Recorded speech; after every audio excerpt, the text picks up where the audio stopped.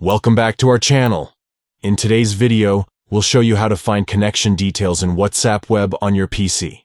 This can be useful if you want to ensure that your connection is secure. Let's dive right in. Step 1. Open WhatsApp Web. Launch your web browser and go to the WhatsApp Web website. Step 2. Once you're on the WhatsApp web page, look at the web address bar. Next to it, you'll find a small icon that looks like a padlock. Click on it to view site information. Step 3. A pop-up window will appear, displaying information about the connection. Look for the section that says Connection is secure and click on it to open the connection details.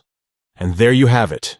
You have successfully found the connection details in WhatsApp Web on your PC. Now you can ensure that your communication is secure. That wraps up this tutorial. We hope you found it helpful.